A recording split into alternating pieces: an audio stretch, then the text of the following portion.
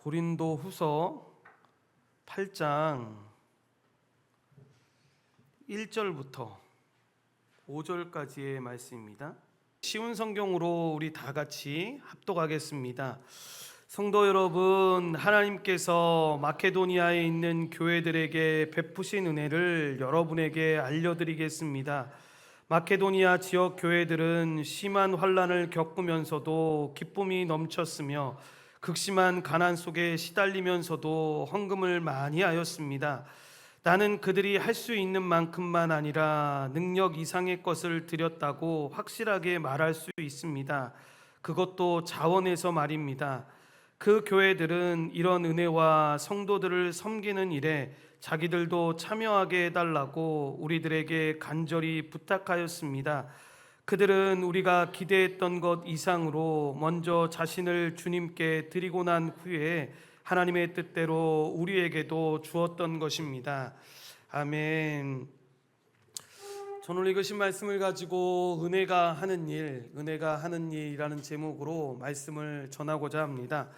우리가 신앙생활을 하면서 은혜 받았다라는 말을 참 자주 하고는 합니다. 그런데 이 은혜 받았다라는 것을 오해하지 말아야 합니다. 그냥 단지 마음이 따뜻해지고 감동을 받았습니다 라고 말하는 것이 은혜 받았다라는 말이 아닙니다. 오늘부터 4번에 걸쳐서 우리가 보게 될 고린도 후서 8장 이 9장의 말씀은 은혜가 사람 안에서 어떤 일을 하는지를 보여주는데, 놀랍게도 하나님은 그 일을 돈이라는 가장 현실적인 문제를 통해서 우리에게 가르쳐주고 계십니다. 그러니까 여러분, 오늘 말씀은 마음속에 어려움 속에서 들으면 돈 이야기가 되겠지만 오늘 말씀의 실제적인 이야기는 은혜에 대한 이야기입니다. 여러분, 목사가 돈 이야기를 하면 은혜가 안 된다라는 말을 들어보신 적이 있습니까? 여러분, 저는 어릴 때부터 특별히 신학교에 있을 때 이 말을 참 많이 들었습니다. 그래서 어떤 면에서는 신학교에서 금기어처럼 사용되었던 단어이기도 합니다. 디모데전서 6장에서 돈을 사랑함이 일만하게 뿌리라고 했으니까 여러분, 목사가 돈을 사랑하면 문제라는 거 맞습니다. 그런데 목사뿐이겠습니까? 그렇지 않죠. 성도도 마찬가지입니다. 성도도 돈을 사랑하면 여러분 문제입니다. 그리고 이것은 여러분 돈이면 뭐든지 할 수 있다라고 말하는, 그러니까 마치 돈이 신이 되어버린, 돈이 우리의 마음을 다 빼앗아 버려서 이 탐욕의 재물이 되어버린 이 자본주의의 이 현상을 경험하고 있는 지금 이 시대에만 말하고 있는 말씀이 아닙니다. 여러분, 인간은 1세기나 지금 21세기나 다 똑같습니다. 성경이 말하는 인간은 아담이 범죄한 이후로 하나님을 알지 못하고 예수 그리스도의 은혜 안에서 살아가지 못하면 다 똑같습니다. 왜냐하면 우리 자체가 가지고 있는 이 죄악된 본성 자체가 다 똑같기 때문입니다. 어떤 학자에 의하면 주님의 이 말씀의 3분의 1이 이 돈에 관한 말씀이다라고 말하는 사람들도 있습니다. 그만큼 우리의 신앙은 이 돈에 대한 우리의 태도와 깊이 연결되어 있다라고 볼 수 있는데, 돈과 하나님을 겸하여 섬길 수 없다라는 이 주님의 말씀도 이 신앙은 돈의 태도와 깊게 연결되어 있다라는 것을 볼 수 있습니다. 그만큼 뗄래야 뗄 수 없는 관계 속에서 우리가 살아가는 것인데, 실제로 여러분, 목사가 이 돈 이야기를 하면 은혜가 안 된다라는 말은 여러분 일반적으로 사용되었던 단어들이 아닙니다. 솔직히는 목사가 헌금을 강요하는 이 잘못된 태도를 일컬을 때 여러분 이런 말을 사용했습니다. 그것은 분명한 문제입니다. 그런데 그 문제로 인해서 정말로 이렇게까지 밀접하게 연관되어 있고 정말 뗄래야 뗄 수 없는 관계임에도 불구하고 금기시 되어서 이 단어를 말하지 않는다면 전하는 자나 이 말씀을 배우고 나가는 모두에게 잘못된 일이라 생각돼서 여러분이 4주 동안 이 고린도후서 8장과 9장의 말씀을 통해서 이 돈과 깊이 연결되어 있는 이 은혜의 이야기를 말씀드리려고 합니다. 그래서 분명히 이 메시지를 듣다 보면 돈에 대한 가르침이 포함됩니다. 그런데 그 안에 있는 은혜를 이야기하고 있다라는 걸 꼭 기억하셔서 이 말씀을 통해서 오히려 은혜가 넘치는 시간이 되기를 소원합니다. 이제 말씀의 배경을 우리가 잠시 보려고 하는데, 바울 사도가 이 돈 이야기를 하는 배경이 있습니다. 바울 사도는 갑자기 이 8장에 돈 이야기를 시작하는데, 여러분 그 이유가 있습니다. 뭐냐면 이미 1년 전쯤에 바울 사도는 고린도 교회에게 모금을 부탁했었습니다. 이유는 뭐냐면 예루살렘에 있는 교회들이 오랜 흉년으로 가난으로 허덕이고 있으니까, 비록 한 번도 얼굴을 본 적이 없는 사람이지만 그리스도 안에서 형제인 그들을 돕기 위한 모금을 사도 바울이 이 고린도 교회와 이방인 교회에게 부탁을 했던 것입니다. 그런데 시간이 흐르는 동안 문제가 생기게 됩니다. 그 문제는 뭐냐면 고린도 교회에 거짓 교사들이 들어와서 거짓 복음을 그 교회 안에 있던 사람들에게 가르쳤던 겁니다. 그래서 이 거짓 복음에 마음을 빼앗긴 자들이 바울의 사도직을 의심하면서 심하게는 바울이 우리의 주머니를 털어서 자기가 배부르려 한다, 심지어 그 사람 돈 좋아하는 것처럼 보였다라는 식의 이 모함의 이야기들까지 하게 되었습니다. 그렇게 바울 사도와 고린도 교회 사이에 여러분 깊은 골이 생기게 된 겁니다. 그러니까 말하자면 어떤 현상이 벌어진 겁니까? 고린도 교회는 지금 바울 사도가 부탁한 이 연보를 할 수 있는 상황이 전혀 아니었습니다. 그런데 시간이 지나면서 하나님이 이 교회 안에 은혜를 다시 베풀어 주시게 됩니다. 그래서 하나님의 은혜로 적지 않는 사람들이 하나님께로 돌아오게 되고 회개함으로 돌아오게 되고 다시 바울의 사도직을 인정하면서 사도가 전한 이 복음으로 돌아오게 되었습니다. 그렇게 되었을 때 사도 바울이 편안한 마음을 가지고 다시 말하는 겁니다. 내가 여러분에게 1년 전에 부탁했던 그 일, 예루살렘 교회가 그렇게 가난과 기근으로 고난 가운데 허덕이고 있는데 그들을 돕는 그 일을 마쳐달라고 부탁을 하고 있는 것입니다. 이렇게 바울 사도가 돈 이야기를 꺼내고 있는 건데 그 내용이 바로 고린도후서 8장과 9장의 배경입니다. 이때 바울 사도는 이 모금의 문제를 다시 다루기 위해서 고린도 교회에게 마게도냐 교회를 사례로 들어서 설명을 하는 겁니다. 본문 1절과 2절 말씀인데 여러분 이것은 일종의 자랑이라고도 볼 수 있습니다. 그런데 여기서 주의할 건 바울이 지금 자랑하고 있는 것이 마게도냐 교회가 아니라는 사실을 분명히 기억해야 합니다. 1절 말씀을 자세히 보시면 하나님께서 마게도니아에 있는 교회들에게 베푸신 은혜를 소개하고 자랑하는 겁니다. 여러분 이 차이는 매우 중요합니다. 마게도니아의 교회가 얼마나 훌륭한가를 지금 말하고 있는 게 아닙니다. 하나님께서 마게도니아의 교회에게 주신 그 은혜가 얼마나 놀라운지에 대해서 설명하고 있는 것입니다. 여기서 마게도냐 교회들은 정확히 말하면 여러분 마게도냐라는 이 지명 자체가 뭐냐면 한국의 지명으로 보면 도입니다. 도. 그러니까 뭐 김해시, 경상남도 그러면 김해시, 뭐 양산시 뭐 이렇게 다 포함되지 않습니까? 그러니까 성경에 나오는 이 빌립보나 데살로니가나 이 베레아 등이 속한 지역을 마게도냐라고 이야기를 합니다. 이에 대해서 일부 학자들은 이 말씀을 보면서 여러분들이 빌립보서 DBS를 지금 하고 계시지만 이 빌립보서 교회를 지칭해서 말한 것 아니냐고 말하는 분들도 있습니다. 왜냐하면 워낙 여러분들이 빌립보서 말씀을 보면서 느끼셨겠지만 이 빌립보 교회와 사도 바울의 관계가 대단히 친밀했었기 때문입니다. 빌립보 교회는 가난했지만 바울 사도의 이 사역을 돕기 위해서 여러 차례 최선을 다해서 헌금을 했던 교회이기 때문에 그렇게 말했던 사람들이 있습니다. 대표적으로 나오는 말씀이 빌립보서 4장 15절과 16절 말씀 아닙니까? 여러분 이 말씀 한번 우리 쉬운 성경으로 합독하겠습니다. 여러분은 내가 처음 그곳에 복음을 전한 때를 기억하고 있을 것입니다. 마케도니아를 떠날 때 내게 도움을 준 교인은 여러분 빌립보 사람들 뿐이었습니다. 내가 데살로니가에 있을 때도 여러분은 여러 번에 걸쳐 내게 필요한 물건들을 보내주었습니다. 아멘. 그런데 여러분, 결과적으로 봤을 때 이것이 빌립보 교회든 오늘 우리가 쉬운 성경에서 나와 있는 것처럼 마게도냐 교회들, 그러니까 한 교회를 지칭하지 않는 것처럼 말하는 여러 교회든 간에 중요한 것은 사도 바울이 말하고자 하는 핵심이 2절에 있다라는 것입니다. 심한 환난을 겪으면서도 기쁨이 넘쳤으며 극심한 가난 속에 시달리면서도 헌금을 많이 하였습니다 라고 이야기합니다. 여기에 은혜의 역설이 있습니다.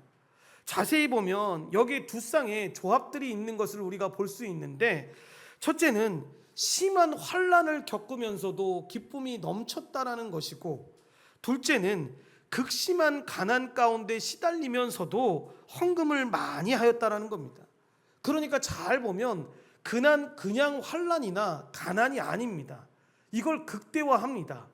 그러니까 보통의 가난했습니다, 어려움이 있었습니다, 이렇게 표현하지 않고 심한 환난이 있었습니다, 극심한 가난이 그들 가운데 있었습니다 라고 이야기합니다. 그러니까 어찌 보면 이 두 쌍의 조합들은 어울리는 조합들이 아닙니다. 세상적으로 봤을 때 심한 환난이 있다면 그 뒤에 어떤 말이 나와야 합니까? 넘치는 슬픔과 분노가 나와야 이 쌍이 조화롭게 여러분 설명할 수 있습니다. 그리고 두 번째 나오는 극심한 가난 뒤에도 부족한 헌금이 나와야 하는 겁니다. 그런데 그렇지가 않았다라는 겁니다. 반대였다라는 거죠. 여러분, 도대체 무엇이 그들을 그렇게 만들었던 겁니까? 하나님께서 마게도냐 교회들에게 주신 은혜가 여러분 그 일을 했다라는 것입니다. 그래서 이것을 은혜의 역설이라고 이야기를 하는 겁니다. 상식적이고 이성적으로 합리적으로 추론하고 생각할 수 있는 모든 상황들을 뒤집어 엎었다라는 거죠, 은혜가. 저는 여러분, 로이드 존스 목사님이 그리스도인은 어떤 사람입니까? 라고 이야기할 때 그는 이렇게 말합니다. 그리스도인은 그리스도로만 설명할 수 있는 사람이다 라고 그리스도인을 정의합니다. 그래서 여러분, 실제로 예수 믿는 사람들 가운데서도 이 말을 참 많이 설명합니다. 예수 믿는 사람들은 어떤 사람이에요? 라고 이야기할 때 예수님으로만 설명이 가능한 사람, 그 사람이 예수님 믿는 사람입니다 라는 설명을 많이 합니다. 그런 의미에서 본문에 나오는 이 말씀을 이런 식으로 읽을 수 있는 거죠. 마게도냐 사람들은 어떤 사람들입니까? 라고 이야기할 때 은혜로만 설명이 가능한 사람입니다 라고 말할 수 있다라는 겁니다. 이렇게 그리스도인이 그리스도로만 설명이 가능하다라는 이 말은 은혜로만 설명이 되는 이 존재라는 말과 다르지 않다라는 것이죠. 왜냐하면 은혜는 우리 안에서 역사하고 우리 안에서 그리스도의 형상을 빚어가기 때문입니다.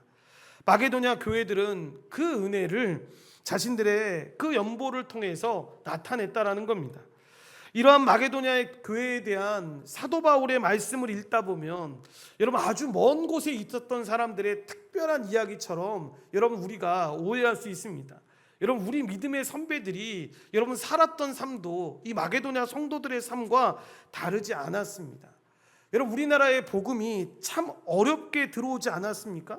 1885년경에, 그러니까 여러분 채 지금 100년 간단히 넘은 그런 상황입니다. 다른 나라에 그렇게 쉽게 들어갔던 복음이 정말로 많은 사람들의 순교를 통해서 이 복음이 우리나라에 들어왔습니다. 그런데 여러분, 놀라운 건 뭔지 아십니까? 1885년에 우리나라에 복음이 들어왔는데 공식적으로 우리나라가 여러분 해외에 선교사를 처음으로 파송한 건 여러분 언제쯤이라고 생각하십니까? 우리가 생각할 때, 여러분 일반적인 개념으로 생각했을 때는 여러분 우리가 나라가 좀 어느 정도 잘 살고 이제 먹고 살만한 때, 한번 80년 후반이나 90년대 이때라고 생각을 많이 하시지 않습니까? 그런데 첫 선교사가 파송될 때가 언제냐면 1912년입니다. 여러분, 이 역사 좋아하는, 국사 좋아하는 사람들은 1910년대가 우리나라에게 어떤 의미인지를 알 텐데 1910년에 무슨 일이 있었습니까? 한일 합방이 있었습니다. 여러분, 우리나라가 일본한테 나라를 빼앗긴 해. 그러고 나서 2년 정도가 지나지 않은 그때에 여러분 우리나라의 믿음의 선배들이 중국의 산둥성이라는 곳으로 3명의 선교사를 파송하게 됩니다. 여러분, 지극히 가난했던 그 사람들이 뭐 줄 게 있다고 여러분 그 사람들에게 복음을 가지고 달려갑니다. 그러니까 내 코가 석자인데 무슨 선교를 할 수 있습니까? 라고 말하고 가지 않았던 것이 아니라는 거죠. 당시에 여러분 이 3명의 선교사를 보내기 위해서 한 교회만 헌금하고 그런 게 아닙니다. 한국에 있던 장로교회 모든 교회들이 여러분 수레에다가 자신들이 모았던 그 연보를 가지고 그 3명의 선교사를 통해서 그렇게 복음을 전하는 일들을 경험하게 됩니다. 세계에 이 선교사의 유례가 없는 일이 일어난 겁니다. 여러분 이뿐만이 아닙니다.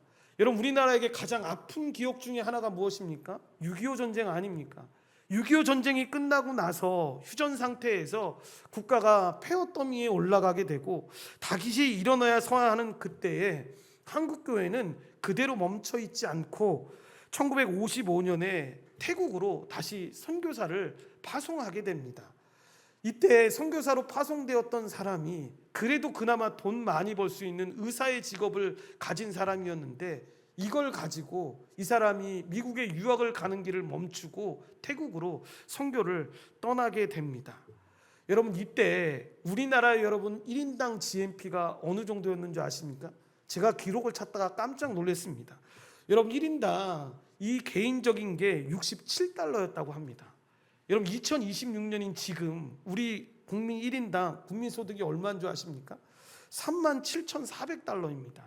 그러니까 여러분 6.25 전쟁이 끝나고 나서는 우리도 잘 아시겠지만 북한보다 못 살던 제일 세계에서 가난한 나라가 바로 대한민국이었습니다. 그 대한민국이 여러분 더 잘 사는 그 태국을 위해서 그렇게 복음을 들고 나아갔던 겁니다. 여러분 이렇게 할 수 있었던 이유가 무엇이었겠습니까? 오직 하나님께서 주신 은혜가 아니면 설명할 길이 없다라는 거죠. 그러니까 말하자면 사도 바울은 지금 마게도냐 교회를 통해서 고린도 교회에게 말하고 있는 것입니다. 경제적으로 더 여유가 있고 수준이 높은 그 고린도 교회를 향해서 이렇게 하나님의 사람들이 하나님의 일을 위해서 일하고 있다라는 것을 보여주고 있는 것입니다. 이것이 바로 은혜의 역설입니다. 이렇게 은혜는 여러분 일을 합니다.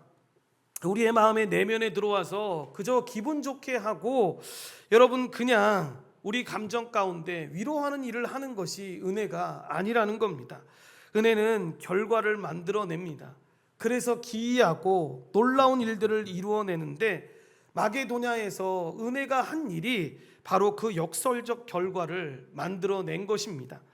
환난의 많은 시련이 넘치는 기쁨을 만들어냈던 것이고 극심한 가난이 풍성한 연보를 넘치도록 한 것은 바로 이 은혜가 마게도냐 교회 안에서 행한 일입니다. 이런 점에서 은혜는 마음에서 절대로 머물러 있을 수 있는 것이 아닌데 은혜는 사람을 변화시킵니다. 여러분 다른 건 하나도 없습니다. 그러니까 예수님을 오래 믿었는데 삶에 아무런 변화가 없다면 여러분 우리는 하나님의 은혜를 정말로 누리고 있는지를 잘 돌아봐야 합니다. 은혜를 헛되게 받으면 여러분 교회를 100년 다녀도 사람은 변하지 않습니다. 같은 의미로 성경을 읽는다거나 기도를 하는 것도 마찬가지입니다. 1년에 매번 성경을 일독하면서 50년을 살았다고 한들 변하지 않았다고 한다면 은혜를 못 받아서 그런 것이니까 정말 은혜를 잘 못 누리고 있는 것은 아닌지 잘 생각해 봐야 합니다. 기도도 마찬가지입니다. 은혜가 분명히 변화시킨다고 했는데 기도 많이 하고 변하지 않았다라는 이야기는 무슨 이야기입니까? 하나님과 상관없는 기도를 우리가 계속 했다라는 것입니다. 그러니까 그 삶에 그 일이 이루어지지 않는 거죠. 그러니까 가장 큰 문제는 뭐냐면 여러분 이 일들을 했을 때 안 변하기만 하고 끝나는 것이 아니라 안 변하는 게 아니라 더 나쁘게 변하게 된다는 거죠. 바로 교만해지는 겁니다. 그러니까 교회 안에서도 교만한 사람들을 한번 잘 생각해 보십시오. 여러분 교회에서 교만한 사람들은 모르는 사람들이 교만하지 않습니다. 그건 그냥 무지한 거죠. 그래서 우리가 듣기에도 처음부터 구분할 수 있습니다. 그런데 교회에서 교만한 사람들은 어떤 사람이냐면 우리가 볼 때 인정할 수 있다라고 생각하는데 교만한 행동을 합니다. 여러분 절대로 그럴 수 없습니다. 은혜 안에 있었을 때 실수를 안 하고 잘못을 안 한다는 게 아닙니다. 그 삶이 잘못된 것인지도 모르고 계속하고 있다면 교만해졌기 때문에, 나는 성경 몇 독 했어, 나는 기도 몇 시간 하고 있고, 나는 교회를 얼마나 오래 다녔는지 몰라 라고 하는 것들을 설명하면서 우리가 볼 때 전혀 삶의 변화가 없고 은혜가 없다면 이렇게 볼 수밖에 없다라는 거죠.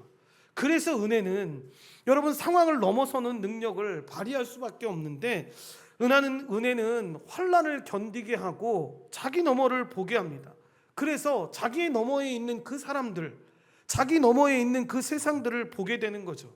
그래서 은혜가 있는 사람들에게 나타나는 가장 중요한 특징 중에 하나가 뭐냐면 바로 자기 중심성과 이 이기주의적 성향을 넘어서게 됩니다. 이렇게 해서 교회는, 여러분, 은혜는 진정한 타인을 사랑하게 만들게 됩니다. 그래서 그 사랑을 이해할 수 없는 사람들이 그 안에 있을 수는 있지만, 그 안에 있는 모든 사람들이 타인을 사랑한다라고 이야기하면 그 안에 은혜가 있습니다 라고 설명하지 않아도 여러분 그렇게 살아가고 있는 것이죠. 바로 이런 것이 바로 마게도냐 교회에게 베풀어 주신 이 은혜의 증거들이고, 우리의 믿음의 선배들이 베풀었던 그 은혜의 증거들입니다. 바울 사도는 2절에서 이 역설적 조합을 통해서 설명하고 싶었던 것입니다. 그러니까 바울 서신 전체를 통해서 이런 은혜의 이야기들이 계속 흘러나오게 되는데, 만일 그래서 바울 서신에서 이 은혜를 제거한다면 남는 것은 하나도 없을 것이다 라고 말한 이유가 바로 여기에 있는 것입니다. 이런 바울 사도의 고백이 고린도전서 15장 10절에 나옵니다. 쉬운 성경으로 우리 이 말씀을 합독하겠습니다. 그러나 지금의 나는 하나님의 은혜로 된 것이므로 내게 베푸신 그분의 은혜가 헛되지 않습니다. 나는 다른 사도들보다 더 열심히 일하였습니다. 그러나 그 일은 내가 한 것이 아니라 나와 함께 하시는 하나님의 은혜로 한 것이었습니다. 아멘. 여러분, 이런 고백을 하는 사도 바울이 어떤 사람입니까? 여러분, 수없이 믿는 사람들을 핍박하면서 죽이려고 했던 자고, 실제로 스데반이 돌맞아 죽을 때 그 자리에 있었던 사람이 바울 아닙니까? 그런 바울이 은혜로 여러분 그의 삶 가운데 놀라운 일이 일어난 것이죠. 여러분, 이렇게 은혜는 관점을 바꿉니다. 그래서 4절에 보시면 그 교회들은 이런 은혜와 성도들을 섬기는 일에 자기들도 참여하게 해달라고 우리들에게 간절히 부탁하였습니다. 무슨 이야기냐면 마게도냐 사람들이 바울에게 간청을 했다고 합니다. 뭘 간청한 것입니까? 이런 은혜와 성도들을 섬기는 일에 참여함에 자신들을 제외시키지 말아달라고 간청한 겁니다. 당시에 이들이 심히 가난했다라는 것은 여러분 어떤 한 사람만의 가난함을 이야기하는 게 아닙니다. 도시 전체가, 교회 전체가 가난함 가운데 어려움이 있다라는 걸 모두가 알고 있었습니다. 그리고 그들이 받은 환난이 심히 많았다라는 것도 모든 사람들이 아는 상황이었습니다. 그러니까 어떤 면에서 어떤 신학자는 이렇게까지 이야기합니다. 바울 사도가 예루살렘의 이 교회들을 돕는 이 연보를 모금하는 일에 있어서 어찌 이들에게 무엇을 기대할 수가 있었겠고 이들에게 요구를 할 수 있었겠냐고. 뻔히 그 사람이 살아가는 그 환경을 다 알고 있는데 그 말을 꺼낼 수 있었을까라고 생각이 든다고. 그래서 자신이 생각할 때는 어쩌면 바울 사도는 1년쯤에 모금을 시작할 때 고린도 교회에는 말을 했을지 모르지만 그 교회는 어느 정도 재정이 넉넉했으니까, 그런데 특별히 빌립보 교회와 같이 이 마게도냐에 있던 교회들에게는 특별한 말을 하지 않았을 수도 있었을 거다라는 이 추측을 이야기합니다. 그것이 맞건 안 맞건 상관없이, 하지만 이들이 여러분 이 말을 듣고 가만히 있지 않았던 거죠. 자신들도 이 일에 참여하게 해달라고 바울 사도에게 부탁을 했던 겁니다. 특별히 여기서 바울 사도가 표현하고 있는 이런 은혜와 성도들을 섬기는 일에 자기들도 참여하게 해주십시오 라고 하는 이 말이 표준 서번역에는 여러분 성경 원문을 잘 해석하고 있습니다. 뭐라고 말하냐면 그들은 성도들을 구제하는 특권에 동참하게 해달라고 우리에게 간절히 청원하였습니다. 여러분 뭐라고 이야기합니까? 연보하는 그 일을 특권이라고 표현을 하는 거죠. 그러니까 마게도냐 성도들의 입장에서는 예루살렘 교회 성도들을 돕기 위해서 하는 이 헌금을 자신들의 특권이라고 봤던 겁니다. 이 일이 그들에게 부담으로 주어졌던 것이 아니라 특권이었다는 거죠. 여러분, 개역개정판의 번역에 따르면 은혜라고 이 부분을 설명하고 있지 않습니까? 여기서 여러분, 우리는 전혀 다른 모습을 봅니다. 세상적 관점과 이 은혜의 관점의 차이가 분명히 나오는 거죠. 세상의 관점에서는 여러분, 받는 자가 주는 자에게 은혜를 받았다라고 느끼거나 표현합니다. 이게 지극히 당연한 표현이죠. 이게 세상에 변하지 않을 채권자와 채무자의 이 관계를 이야기합니다. 그런데 은혜의 관점은 그렇게 말하고 있지 않다라는 겁니다. 주는 자가 자신의 베푸는 것을 특권이라고 여기고 은혜라고 여겼다라는 것입니다. 그래서 마게도냐 사람이 사도 바울에게 간절하게 부탁을 하는 거죠. 이 간절하게 부탁했다라는 말이 무엇입니까? 마치 배고픈 거지가 간절히 구걸하는 듯이 아무 권리를 가지지 않는 사람이 뭔가를 부탁하고 요구하는 태도를 가리킵니다. 그래서 이 부분을 어떤 목사님은 이렇게 표현하시더라고요. 그들은 바울의 바짓가랑이를 붙잡고 매달렸다. 제발 자기들의 헌금도 받아달라고, 이 특권에서 자신들을 제외시키지 말아달라고 말하면서, 여러분, 왜 마게도냐 사람들이 여러분 이런 마음을 가졌겠습니까? 이렇게 안 하면 구원받지 못한다고 해서, 이렇게 하면 하나님이 우리에게 복을 주시지 않는다고 해서 이들이 이런 행동을 했던 것입니까? 아니죠. 이 일을 다시 오지 않을 하나님의 특권으로, 여러분, 은혜의 기회로 여겼다라는 겁니다. 그러니까 세상적 관점은 받는 자가 주는 자에게 간청하고 매달리지만, 은혜의 관점은 주는 자가 받는 자에게 간청한다라는 이 사실을 기억해야 합니다. 그래서 바울 사도는 이 마게도냐 교회들에 대해서 자신 있게 이렇게 증언합니다. 3절을 보시면, 나는 그들이 할 수 있는 만큼만 아니라 능력 이상의 것을 드렸다고 확실하게 말할 수 있습니다. 그것도 자원에서 말입니다 라고 이야기합니다. 마게도냐 사람들이 할 수 있는 만큼만 아니라 능력 이상의 것을 자원하였다라고 이야기하는 거죠. 그러니까 한국교회가 여러분 겪어야 될 많은 이 재물에 대한, 헌금에 대한 설교를 할 때 여러분 이런 부분 때문에 마음이 어려웠던 거 아닙니까? 그냥 목사님이 위에 서서 이렇게 도와주셔야 돼요, 이렇게 해야 됩니다 라고 여러분 진지하게 요구하니까 사람들이 최소한의 신용을 했던 게 아니라는 거죠. 힘에 지나도록 자원해서 예루살렘 교회를 위한 연보에 참여했다라는 거죠. 은혜가 한 일이라는 겁니다. 돈이 많아서 한 일이 아니라는 것이 자명합니다. 결과적으로 봤을 때 이 부분을 보면서 어느 한 주석에 그런 얘기가 나와 있더라고요. 그들이 참여한 헌금 액수 자체가 솔직히 고린도 교회 입장에서 보면 액수 자체로 봤을 때 뭐 그리 큰 금액이겠냐고, 마치 신약 성경에 나오는 성전 앞 헌금에 과부가 이 두렙돈을 넣은 금액처럼 고린도 교회의 관점에서 보면 크지 않았을 거다라고 이야기를 합니다. 그런데 주님은 이 과부 보시면서 뭐라고 말씀하셨습니까? 누가복음 21장 3절부터 4절의 내용인데, 이 말씀 우리 한번 쉬운 성경으로 합독하겠습니다. 예수님께서 말씀하셨습니다. 내가 진정으로 너희에게 말한다. 이 가난한 과부가 그 누구보다도 더 많은 헌금을 하였다. 이 사람들은 다 넉넉한 가운데서 헌금을 드렸다.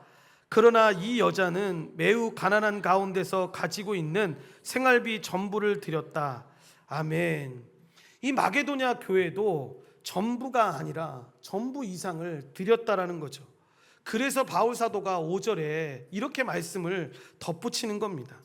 그들은 우리가 기대했던 것 이상으로 먼저 자신을 주님께 드리고 난 후에 하나님의 뜻대로 우리에게도 주었던 것입니다 라고 이야기합니다.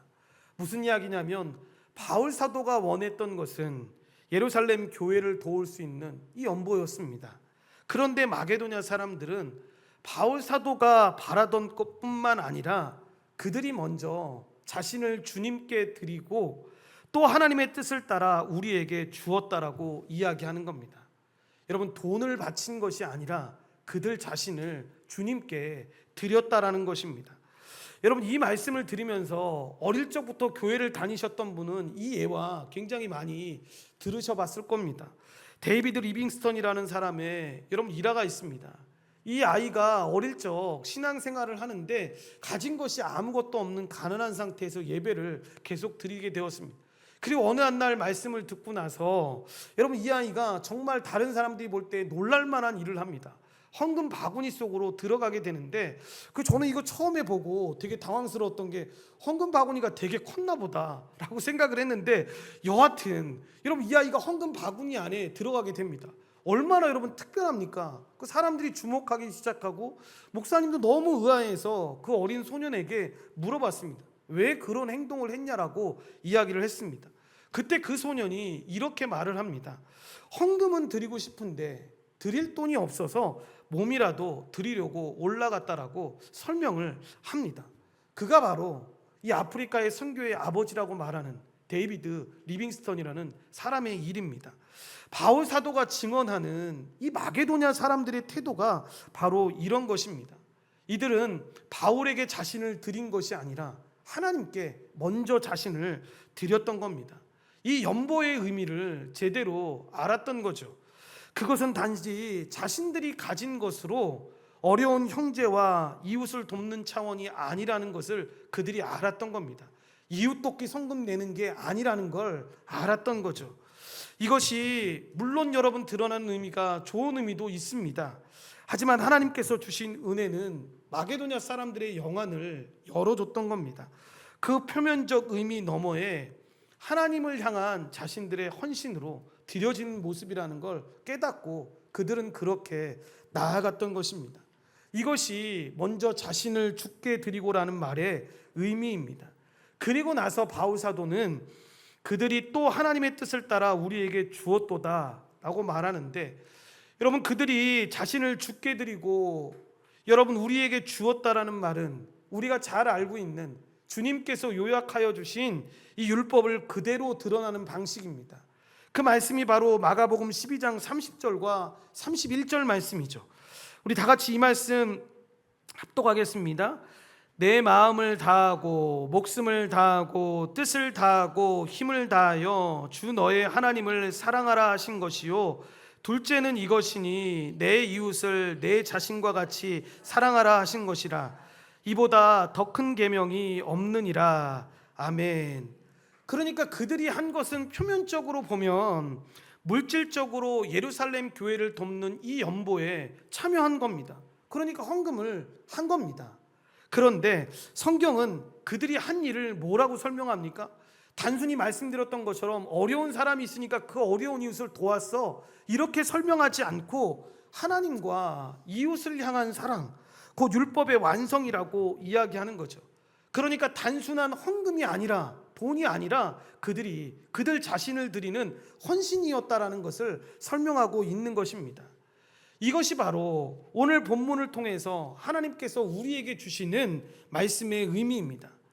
결론적으로 여러분, 우리는 마게도냐 교회를 닮으려고 애쓰러 살아가는 사람들이 아닙니다. 먼저 우리를 위해서 가난해지신 예수 그리스도를 바라보는 사람들입니다. 그러니까 그분의 은혜를 깊이 알게 될 때 마게도냐에 나타났던 그 은혜의 역설이 우리 안에서도 자연스럽게 나타나게 될 것입니다. 그러므로 순전한 마음으로 우리가 먼저 붙잡고 나아가야 될 내용은, 하나님 우리를 은혜로 붙잡아 주십시오. 그 은혜가 하는 일들을 바라보고 그 은혜가 하는 일에 우리가 걸어갈 수 있게끔, 하나님의 방법으로 그 일들이 이루어질 수 있게끔 우리를 도와주십시오라고 기도하는 일입니다. 오늘 본문에서 보여줄 뿐만 아니라 2000년 교회 역사에도 항상 이 일들은 증명되어 왔던 겁니다. 여러분, 교회가 돈이 없어서 여러분 해야 할 일을 하지 못하는 경우는 없었습니다. 교회가 해야 할 일을 하지 못하고 제대로 여러분 그 역할을 하지 못한 경우는 잘 아셔야 합니다. 돈이 없어서가 아니라 여러분 언제나 은혜가 없었을 때, 그리고 하나님의 때가 이루어지지 않았을 때 그 일이 이루어지지 않았을 뿐이지, 하나님이 꼭 그 일을 하시기로 작정했을 때에는 여러분 돈이 없어서 그 일을 못하지 않았다라는 거죠. 은혜가 부족한 것을 오히려 하나님께 기도하면서 나아가야 한다라는 거죠. 그래서 아무리 돈이 많아도 은혜가 없으면 여러분 교회는 제 일을 감당하지 못한다라는 걸 기억해야 하는데, 돈이 아니라 은혜가 필요하다라는 사실을 기억해야 합니다. 이렇게 교회의 사명을 결정하는 것은 돈이 아니라 하나님의 은혜입니다. 교회가 해야 되는 일 감당하지 못하는 가장 근본적인 이유, 이 은혜를 잃어버렸기 때문입니다. 여러분, 이것이 교회에만 해당되는 말씀이겠습니까? 아니죠. 가정도 그렇고 우리가 속해 있는 직장과 사업장도 마찬가지입니다. 여러분, 돈 없어서 우리 못 살지 않았지 않습니까? 제가 말씀드렸던 것처럼 1950년대 여러분 우리 두 자릿수밖에 안 되는 달러 가지고 살았던 사람들이었습니다. 그때도 오히려 행복하다고 하고 오히려 더 예수 안에서 행복하다고 말하는 사람들이 더 많지 않았습니까? 그런데 지금 500배가 더 넘게 여러분 우리가 벌고 있고 그렇게 살아가고 있는데, 그런 것들을 누리지 못하고 있다면 우리는 다시 한번 생각해 봐야죠. 그래서 이 일을 생각했을 때 한 가지 질문이 우리 안에 꼭 있어야 합니다. 도대체 이 은혜가 우리 안에 어디에서 오는 것인가라는 질문이 와 있어야 합니다. 바울은 바로 이어지는 말씀인 9절에서 그 답을 들려줍니다. 쉬운 성경으로 이 9절 말씀 프린터블에 있나요? 예, 있으면 우리 다 같이 한번 합독하겠습니다. 여러분은 우리 주 예수 그리스도의 은혜를 알고 있습니다. 그분은 부유한 분이시지만 여러분을 위해 가난하게 되셨습니다. 그분이 가난하게 되심은 여러분을 부욕해 하기 위함이었습니다. 아멘. 이것이 모든 은혜의 시작이라는 거죠. 그러니까 우리가 먼저 구해야 될 것은 여러분 헌금할 힘이 아닙니다. 예수 그리스도를 더욱 깊이 아는 은혜를 먼저 구해야 합니다. 말씀에 나오는 것처럼 예수님께서 먼저 우리를 위해서 자신을 내어주셨습니다. 그러니까 마게도냐에도 여러분 먼저 자신을 주님께 드릴 수 있었던 건 그 은혜를 받은 자들이었기에 그러한 일들을 할 수 있었던 것입니다. 그러니까 마게도냐 사람들이 대단한 게 아닙니다. 그들은 먼저 예수 그리스도의 은혜를 아는 사람들이었습니다. 그게 대단한 거죠. 우리를 위해 내어주신 그 하나님의 은혜가 그들의 마음을 바꾸었던 것이고 그들의 관점을 바꾸고 그들의 삶을 바꾸었던 것입니다. 그래서 그들은 돈을 드리기에 앞서서 자신들을 주님께 드렸던 것입니다. 우리 역시도 마찬가지입니다. 그 은혜를 알게 될 때 은혜의 역설은 우리 안에서도 시작하게 될 것입니다. 은혜를 받고 은혜를 누리면서 말입니다. 저는 하나님께서 앞으로 이 우리가 걸어가야 될 이 온전한 교회가 은혜로 설명되는 교회로 세워주실 것을 믿고 여러분 기도합니다. 그래서 돈이 많아서 설명되는 교회가 아니라, 사람들이 정말 좋은 사람들이 많은 교회야 라고 설명되는 교회가 아니라 예수 그리스도의 은혜 때문에 설명되는 교회가 되었으면 좋겠습니다. 그렇게 환난 가운데 기쁨이 있고 부족함 가운데서 나눔이 있으며 세상이 이해하지 못하는 사랑을 실천하는 교회로 세워지기를 소망합니다. 그래서 결국 하나님께서 온전한 교회인 저와 여러분 한 분을 바라보시면서 저 교회는 사람으로는 설명되지 않는다, 오직 내 은혜로만 설명되는 교회야 라는 이 은혜가 우리 안에 있기를 소망합니다. 우리 모두가 예수 그리스도의 은혜를 더 깊이 알고 그 은혜가 만들어내는 그 아름다운 역사를 삶으로 증거하는 우리 모두가 되기를 간절히 축원드립니다. 기도하시겠습니다. 하나님 감사합니다. 하나님의 은혜 가운데 우리가 주님 앞에 나왔습니다. 하나님의 그 풍성한 은혜를 바라고 주님 앞에 나아갑니다.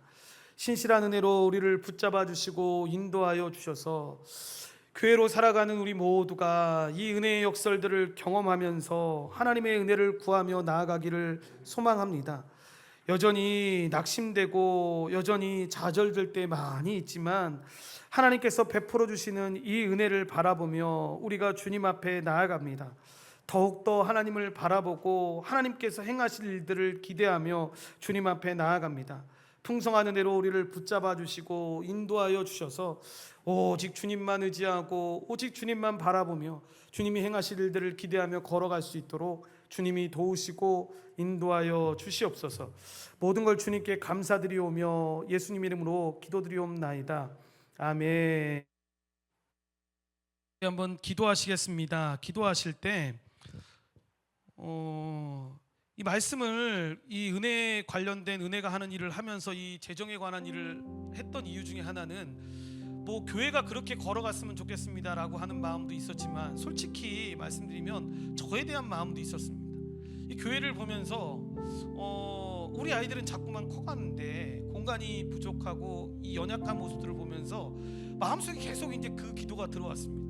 그래서 제가 아내가 저한테 물어보면 한 번씩 물어보면 지금 뭐 생각하고 있어요? 라고 이야기하면 그 필요했던 재정을 저희 아내한테 얘기하면서 그거 생각하고 있었어 이렇게 얘기를 했었습니다. 그런데 제가 이 처음에 교회 개척할 때 이 소망을 꿈꾸고 했던 생각들을 볼 때 지금 잘못됐구나. 그 재정이 필요 없다라는 게 아니고 하나님이 정말 우리 안에 그 은혜가 있고 필요하다라고 생각하시면 주실 텐데 우리가 아무 일도 하지 말라는 얘기가 아니라 기도하고 준비하는 가운데 있어야 하지만 정말 필요한 것이 그 은혜인데 그래서 우리는 이 말씀을 보면서 여러분들은 처음에 이 오늘 고린도후서 8장 말씀을 시작할 때 어떤 마음을 가지셨는지 모르겠습니다. 솔직히 교회를 오래 다니신 분들이나 색안경을 끼고 보셨던 분들은 오늘 말씀을 볼 때 우리 이제 교회 옮겨야 되니까 목사님이 헌금 많이 하라고 하나 보다 이렇게 들으셨을 거라고 생각합니다. 저는 뭐 그렇게 들었다고 한다 그러면 다시 듣기를 말씀드리고 싶습니다. 그렇지 않습니다. 여러분 꼭 필요합니다.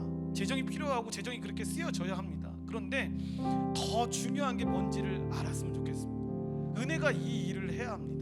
그러니까 그냥 마음속에 부담이 있어서 나도 교회 이만큼 다녔는데 나는 이렇게 했는데 내가 이만큼은 해야지 않을까 이런 마음 가지라는 얘기가 아니라 하나님이 모든 일에서 우리가 먼저 마게도냐 교회 성도들처럼 하나님 우리 자신을 먼저 주님께 드리고 하나님 우리가 은혜로 주님 이 일들을 세워갈 수 있게 하나님 우리를 붙잡아 달라고 여러분 그 은혜가 우리 안에 있었으면 좋겠습니다. 그래 특별히 4주간의 이 설교는 더 은혜가 우리 안에 있었으면 좋겠습니다. 오해되어서 사람들에게 그렇게 들려지지 않고 그리고 주일날에도 이 은혜의 설교들이 좀 풍성하게 전해졌으면 좋겠습니다. 시간이 어느 정도 지나고 났을 때 성도들에게 이 재정에 관한 설교, 돈에 관한 설교를 하는 것이 너무 이상하지 않고 너무 이렇게 밀접해 있는데도 불구하고 사람들이 오해할까봐 사람들이 어려워할까봐 전해지지 않는 말씀이 아니라 풍성하게 더 전해지고 은혜 가운데 걸어갈 수 있게 하나님 우리를 붙잡아 주시고 오늘 말씀을 보면서 우리 온전한 교회가 사람으로 설명되지 않고 오직 주님의 은혜로만 설명되는 교회 되게 해달라고 우리 다 같이 한번 기도하겠습니다.